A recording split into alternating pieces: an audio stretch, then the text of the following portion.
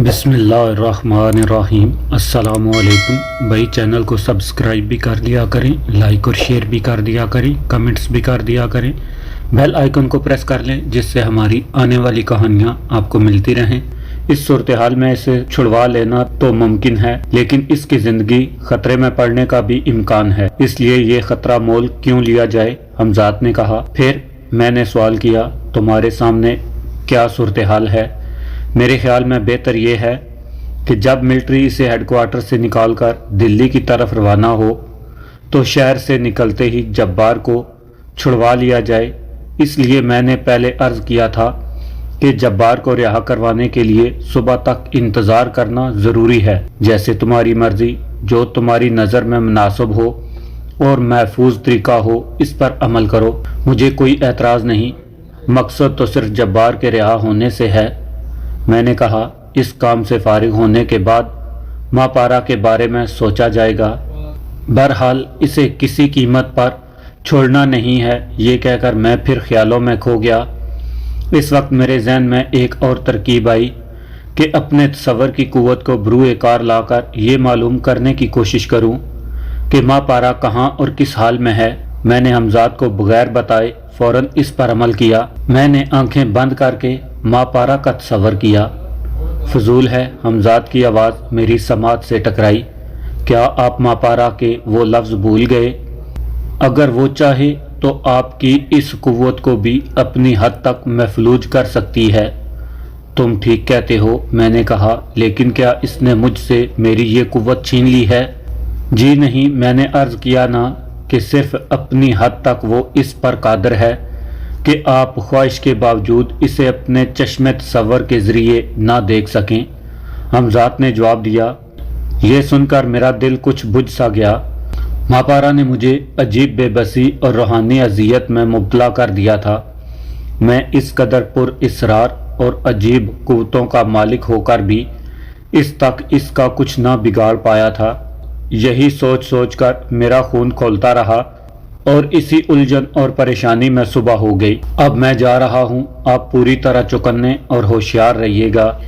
मेरे अंदाजे के मुताबिक अब मिलिट्री वाले जब्बार को लेकर हेडक्वार्टर से रवाना हो चुके होंगे। हमजाद ने मुझसे इजाज़त चाही।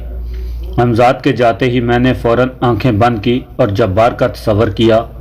दूसरे ही लम्हे इसका मुरझाया हुआ चेहरा मेरे सामने था। एक ही रात में वो कुछ न का कुछ हो गया था। इसका चेहरा खौफ से सफ़ेद पड़ चुका था, होंठों पर पिपड़ियाँ जमी हुई थी और शायद वो रात भर सो भी ना सका था क्योंकि इसकी आंखें सुर्ख हो रही थीं। मैंने अपनी चश्मे तसव्वुर का दायरा और वसी किया।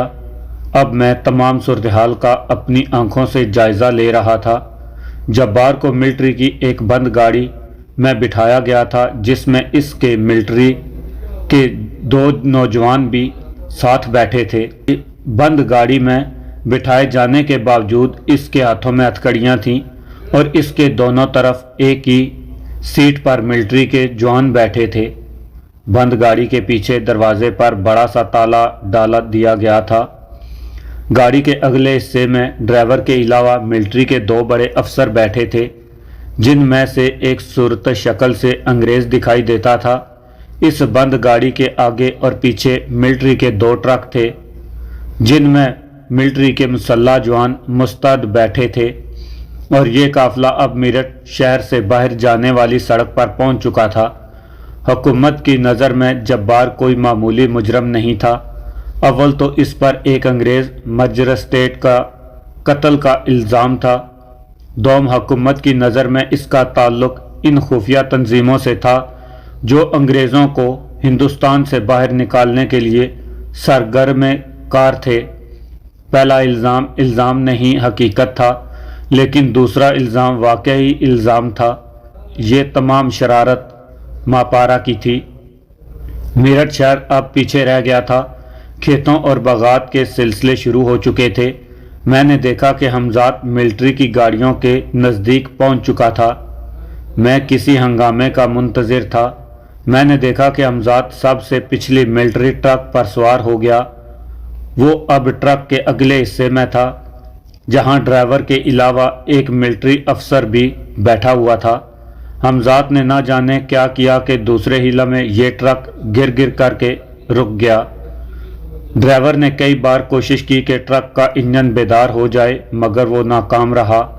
वो अपनी तरफ का दरवाज़ा खोलकर नीचे कूदा, फिर इसने इंजन का बोनट उठाया और झुक गया। मिलिट्री की बकाया गाड़ियां बदस्तूर तेज़ी के साथ आगे बढ़ रही थी और ये ट्रक बहुत पीछे रह गया था। मैंने देखा कि अब हमजाद ट्रक के इंजन के पास गया और इसने कुछ हरकत की। ट्रक के इंजन पर झुका हुआ ड्राइवर एक लम्हे चौंका और फिर अपने काम में मसरूफ़ हो गया। लेकिन अब हमजाद वहाँ से रवाना हो चुका था। कुछ देर बाद ही मैंने इसे बंद गाड़ी के पीछे जाते हुए तन्हा ट्रक के अगले हिस्से में देखा। फिर चंद ही लम्हों में इस ट्रक का भी वही हशर हुआ जो इससे पहले का हो चुका था। अब सूरत हाल ये थी कि मिलिट्री के 2 ट्रक बेकार हो चुके थे। अब सबसे पीछे बंद गाड़ी जा रही थी और इसके आगे मिलिट्री के बकाया 2 ट्रक। मैंने देखा कि हमजाद अब तेज़ी से बंद गाड़ी की तरफ लपका। इसने न जाने किस तरह बगैर कोई आवाज़ पैदा किए दरवाजे से लटके हुए बाहरी ताले को तोड़ दिया। इसके बाद वो बरकी सरत से बंद गाड़ी के अगले हिस्से में पहुंच गया और फिर तेज़ी से सब कुछ हुआ कि मैं भी दंग रह गया। गाड़ी का स्टीयरिंग हमजाद के हाथ में था और अब गाड़ी इसके हाथ के इशारे पर नाच रही थी। ड्राइवर के चेहरे पर भी कुछ उलझन और परेशानी के आसार दिखाई दे रहे थे। इसके चेहरे पर पसीने के कतरात उभर आए थे। गाड़ी जैसे ही एक मोड़ काट कर आगे बढ़ी, स्टीयरिंग व्हील तेज़ी से घूमा और बंद गाड़ी एकदम सड़क से उतरकर बाएं जानिब के बाग में घुसती चली गई। अंग्रेज़ अफसर ने बगैर वक्त ज़ाया किए अपने होस्टर से रिवाल्वर खींचकर ड्राइवर की कनपट्टी पर रख दिया और इसे रुकने का हुक्म दिया। लेकिन हमजाद इस वक्त तक गाड़ी के पीछे हिस्से में मिलिट्री के दोनों नौजवानों को बेहोश करके जब्बार की हथकड़ियों को खोलने में कामयाब हो चुका था। जब तक कोई कुछ समझ पाता वो जब्बार के साथ लेकर गाड़ी से कूद चुका था। अंग्रेज़ अफसर भी काफ़ी मुस्तैद था। वो भी साथ ही साथ गाड़ी का अगला दरवाज़ा खोलकर कूदा और हमजाद के हमरा भागते हुए जब्बार पर फायर झोंक मारा। लेकिन इससे पहले ही जब्बार हमजाद को धक्का देकर एक दरख्त की आड़ में कर चुका था। गोली दरख्त के तने में पैवस्त हो गई। अब ड्राइवर और दूसरे मिलिट्री अफसरान ने भी फायरिंग शुरू कर दी, लेकिन अब सब कुछ लाहासिल था। हमजाद जब्बार को लेकर इस अरसे में इस बाग से बहुत दूर पहुंच चुका था। अब मैं मुतमईन था, इसलिए आंखें खोल दी और मेरा सिलसिला तसव्वुर मुनक़ता हो गया। कुछ देर बाद मैंने जब्बार को अपने पास देखा। वो सख्त बदहवास और घबराया हुआ था। इसके औसान कुछ बहाल हुए तो मैंने इसे भी तमाम हालात से बाखबर कर दिया। जब्बार का इस तरह मिलिट्री के कब्ज़े से फ़रार हो जाना कोई मामूली वाक़या नहीं था। मीरठ से दिल्ली तक तमाम अंग्रेज़ अफसरान पूरी तरह मुस्तैद और चाको चौबंद हो गए। इस वाक़े की तहकीक के लिए फ़ौरन एक कमीशन मुकर्रर कर दिया गया। जो ड्राइवर बंद गाड़ी चला रहा था इसे हिरासत में ले लिया गया। हालांकि इसका कसूर था तो सब का था। इस अंग्रेज़ अफसर को भी असूलन मुअत्तल हो जाना चाहिए था जो बंद गाड़ी के साथ था, मगर ऐसा नहीं किया गया इसलिए कि हुकूमत बहरहाल अंग्रेज़ों की ही थी। सारा अकाब और गुस्सा हिंदुस्तानी अफसरों को सहना पड़ा। जब्बार को ख़तरनाक तरीन मुजरम की फहरिस्त में लिख लिया गया कि वो अंग्रेज़ों के ख़िलाफ़ किसी खुफिया तंजीम से मिला हुआ है। जब्बार की और मेरी तलाश में जगह जगह छापे मारे जाने लगे। हुकूमत हर हाल में हम दोनों को गिरफ्तार देखना चाहती थी, लेकिन हम मेरठ ही के एक हवेली में मौजूद थे और दिलचस्प बात यह कि इस हवेली के चारों तरफ पुलिस का सख्त पहरा था। हमें अब सिर्फ इस बात का इंतज़ार था कि जब्बार का हमजाद ठीक हो जाए। इससे पहले हम ये जगह नहीं छोड़ सकते थे और न ही मेरा हमजाद हमें छोड़कर मापारा की तलाश में जा सकता था। اس انتظار کی بے لطفی اور بے کیفی کو دور کرنے کے لیے دوسرے دن میرا ذہن ماضی میں بھٹک گیا اور پھر ایک ایک کر کے میرے زخم ہرے ہوتے گئے۔ مجھے نواب صاحب یاد آئے، ان کا منظور نظر اور راحت یاد آیا، اور ماں پارا اور نواب صاحب دونوں ہی کا اعلی کار تھا۔ نواب صاحب کی حسین اور نوخیز صاحبزادی نرگس یاد آئی، جس کے سبب میں کئی مرتبہ سخت پریشانیوں میں مبتلا ہو چکا تھا اور میری جان کے لالے پڑ گئے تھے۔ مجھے شانتی یاد آئی، شانتی کا خیال آتے ہی مجھے اس کی فکر لاحق ہو گئی۔ نہ معلوم اب وہ کس حال میں اور کہاں ہوگی۔ حمزاد اس شہر کی حدوں تک سب کچھ کر سکتا تھا اور اس کے ذریعے شانتی کے بارے میں معلوم کرایا جا سکتا تھا۔ میں نے حمزاد سے فوراً اپنی اس خواہش کا اظہار کر دیا اور وہ میرے حکم پر تمام معلومات اکٹھی کرنے کے لیے دوسرے دن صبح حویلی سے روانہ ہو گیا۔ شانتی کے بارے میں میری آخری معلومات یہ تھی کہ وہ نواب صاحب کی حویلی میں قید ہے۔ ماں پارا نے اس کمرے کے گرد دودھیا حصار کھینچ دیا ہے جس میں شانتی کو رکھا گیا ہے تاکہ میں اسے نہ اٹھا سکوں۔ اس حرکت سے ماں پارا کا مقصد صرف مجھے تکلیف پہنچانا تھا۔ اس کے علم میں تھا کہ میں شانتی کو بے حد پسند کرتا ہوں، اس لیے اس نے مجھ سے انتقام لینے کے لیے شانتی کو نواب صاحب اور راحت کے سپرد کر دیا تھا تاکہ میں روحانی اذیت میں مبتلا رہوں اور سوائے تل ملانے کے کچھ نہ کر سکوں۔ پھر حالات نے کچھ ایسا رخ اختیار کیا تھا کہ مجھے میرٹھ چھوڑ کر بھاگنا پڑا تھا، مگر اب صورتحال میرے حق میں تھی۔ اس وقت ماں پارا نے مجھے میرٹھ چھوڑ کر بھاگنے پر مجبور کر دیا تھا اور اب میں نے اسے اس حال پر پہنچا دیا تھا کہ سوائے فرار کے اس کے پاس کوئی اور صورت نہیں رہی تھی۔ حمزاد کچھ ہی دیر میں تمام معلومات فراہم کر کے لوٹ آیا۔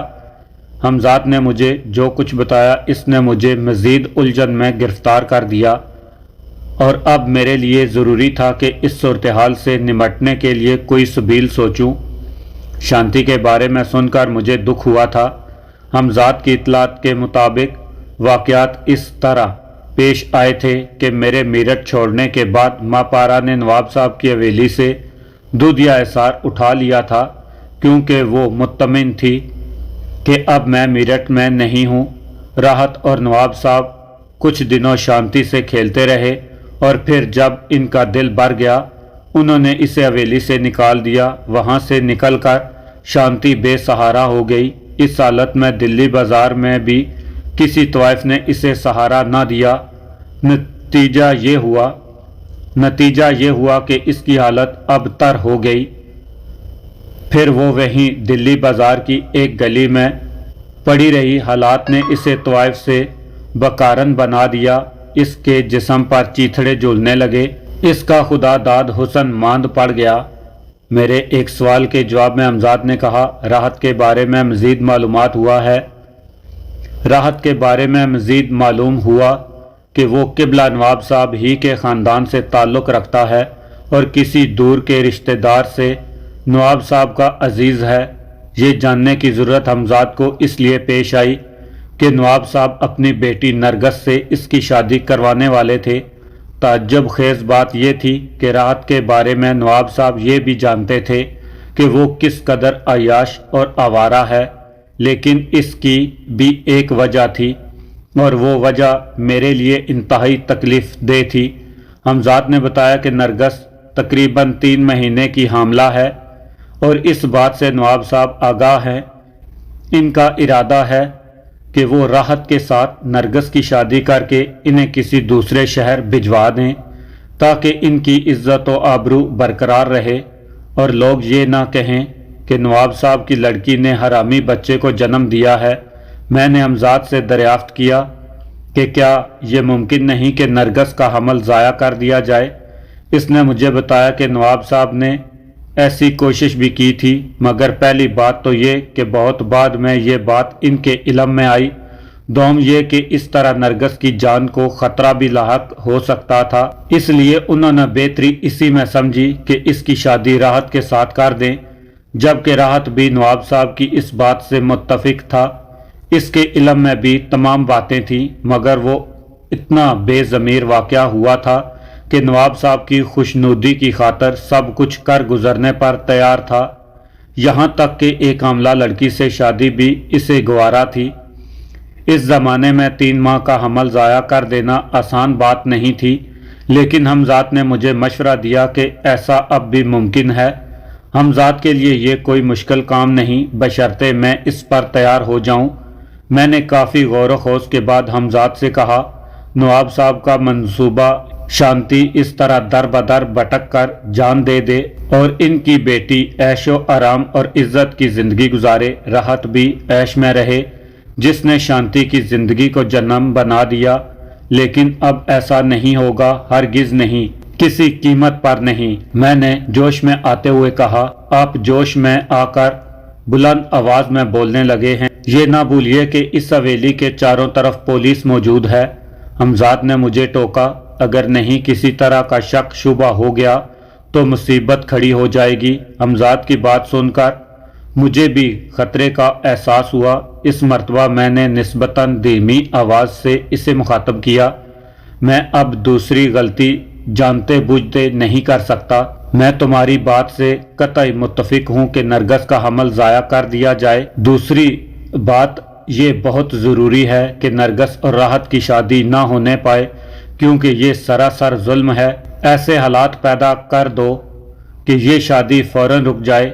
राहत अगर शादी करेगा तो सिर्फ शांति से, किसी और से नहीं। मैंने फैसला कुन लहजे में कहा, मेरी नज़र में ये कोई मुश्किल बात नहीं। शादी में अभी 1 हफ्ता है, हमारे पास बहुत वक्त है, जबकि इस काम के लिए सिर्फ 1 दिन भी काफ़ी है। हमजाद ने कहा, तो फिर वो दिन आज का दिन ही क्यों ना हो। बेहतर है जो आपका हुक्म, मैं अभी रवाना हो जाता हूँ। हमजाद कहकर गायब हो गया। हमजाद ये सब करने के लिए क्या तरीका इख्तियार करेगा, इस सिलसिले में ना तो मैंने ही हमजाद से कुछ पूछा था और ना इसने बताया था। इसी वक्त मुझे जब्बार की आवाज़ सुनाई दी, जो बराबर वाली मसहरी पर नीम दराज था। क्या नींद नहीं आ रही? मेरा ज़हन चंद मामलात में उलझा हुआ है, मैंने जवाब दिया और इसे कुछ देर पहले देखे हुए वाक़यात बताने लगा। जब्बार पर अब मेरा एतमाद दिन ब दिन बढ़ता जा रहा था। जब इससे इसके इल्म में ये आया था कि मेरी बाएं टांग 2 जगह से टूट चुकी है, वो हर वक्त मेरी दिलजोई की कोशिश करता रहा। वो हर तरह मेरा ख्याल रखता कि कहीं मुझे अपने अपाजपन होने का एहसास न हो। वो सहारा देकर मुझे गुसलखाने लाता ले जाता। हर चंद के हमजाद ने मेरे लिए बैसाखियाँ फराहम कर दी थीं, मगर एहतियातन मैं इन्हें इस्तेमाल नहीं करता था कि कहीं इसकी खटखट की आवाज़ हवेली के अतराफ मुतय्यन पुलिस को हमारी तरफ मुतवज्जो न कर दे। हमजाद अब तक नहीं लौटा था। मैं समझ गया कि वो अपना पहला मंसूबा पूरा करने के बाद अब दूसरे मंसूबे को तकमील तक पहुंचाने में लगा होगा। मैंने अपनी आंखें बंद करके हमजाद का तस्वर किया। इस मर्तबा मुझे वो दिल्ली बाजार की एक गली में नज़र आ गया। इसके साथ मेरी नज़र राहत पर और फिर इस चेहरे पर पड़ी जिसे मैं पहली नज़र में पहचान ना पाया। वो फूल सा चेहरा कुल मला गया था। वक्त की गर्द ने शांति के चेहरे की सारी कशिश छीन ली थी। मैं हैरान सा ये मंजर देखता रहा। ये मंजर वाकई अजीब था। राहत के रुखसार पर आंसू बह रहे थे और वो एक फटी हुई बोरी पर शांति के करीब बैठा हुआ इससे माफ़ी मांग रहा था। तुम्हें मेरा बनने के लिए सिर्फ अपने मज़हब की कुर्बानी देनी होगी। मेरा कोई मज़हब ही कब है बाबू, तो जो कहेगा करूँगी। शांति भी सिसकती हुई बोली। मैं समझ गया कि इस वक्त राहत पर हमजाद मुसल्लत है। वो अपनी मर्जी से ना कुछ सोच सकता है ना बोल सकता है। कितना अजीब है ये सब कुछ, मैं सोचने लगा और तवज्जो की कमी के सबब मेरे तसव्वुर का सिलसिला टूट गया। मैंने दोबारा इसे कायम करने की कोशिश नहीं की। मैं अच्छी तरह जानता था कि हमजाद इस वक्त तक राहत का पीछा नहीं छोड़ेगा जब तक शांति के साथ इसका निकाह ना पढ़वा दे। बाद में इसका नतीजा क्या होगा इससे मुझे कोई गर्ज नहीं थी, क्योंकि मुझे ये भी मालूम था कि हमजाद में ये सफ़ात भी मौजूद हैं کہ وہ کسی کے بھی دل میں کسی کے خلاف نفرت یا محبت پیدا کرنے پر قادر ہے، یقیناً وہ راحت کے دل میں شانتی کی محبت پیدا کر دے گا تاکہ وہ ہم ذات کے سحر سے آزاد ہونے کے بعد اسے ٹھکرا نہ دے۔ یہ سب